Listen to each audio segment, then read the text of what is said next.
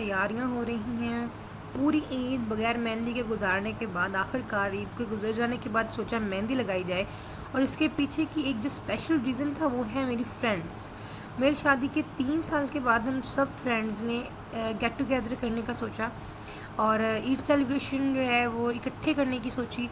तो और हम लोग बहुत ज़्यादा खुश थी और एक्साइटेड थे इस चीज़ के लिए, इसलिए बहुत सारी तैयारियां की, अपनी फ्रेंड की तरफ आ गई और हम सब एक दूसरे को मिलकर बहुत ज़्यादा खुश हुए और इमोशनल भी हुए।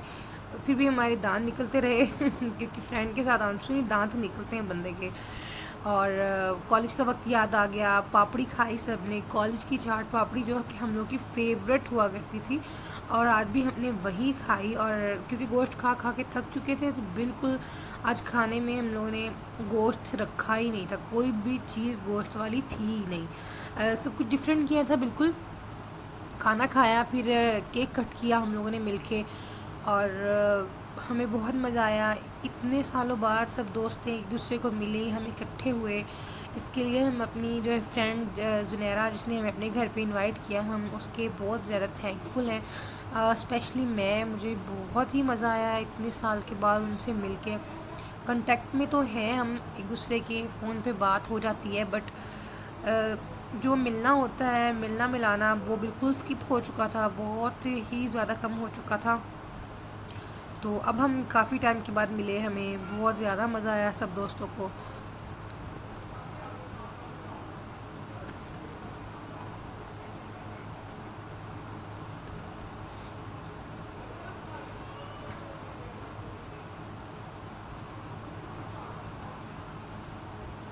तो थोड़ा फ़ोटो शूट किया और फ़ोटो शूट करने के बाद हम लोग जो है काफ़ी देर बैठ के बातें की, एक दूसरे के साथ अपना दिल हल्का किया और हमें बहुत मज़ा आया। दिमाग ऐसे रिलैक्स हो चुका था बिल्कुल कि लग ही नहीं रहा था कि शादी हो चुकी है, बच्चे हो गए हैं और सब कुछ भूल चुके थे। बहुत ज़्यादा मज़ा आया हम सबको।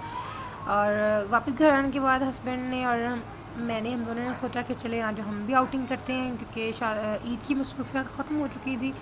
तो हम लोग भी आउटिंग पे गए और बहुत मज़ा आया हमें भी वहाँ पे। बच्चों ने खूब इंजॉय किया। मोहम्मद तो बिल्कुल टिक्के ही नहीं बैठ रहा था। ये आप देख सकते हैं मोहम्मद को भी वो बिल्कुल भी टिक्के एक जगह पे बैठ ही नहीं रहा था। वो तो जैसे काफ़ी दिनों के बाद बाहर आया था तो खूब इंजॉय कर रहा था और हम लोग ने भी उसको ज़्यादा नहीं रोका, हमने उसको इंजॉय करने दिया कि चलो वो इंजॉय करे, खेले कूदे, मस्ती करे और हम लोग अपना क्वालिटी टाइम स्पेंड करें एक दूसरे के साथ। ईद की थकन और जो मसरूफियात थी वो ख़त्म हो चुकी थी, तो रिलैक्स होने के लिए हम लोग बाहर आए थे, घूमने फिरने के लिए आए थे।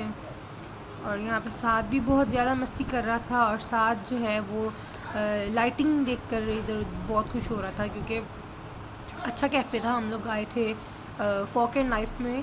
तो हम लोग ज़्यादातर जो है HFC में जाते हैं, लेकिन इस दफ़ा फॉक एंड नाइफ में आए, सोचा यहाँ का भी टेस्ट करते हैं।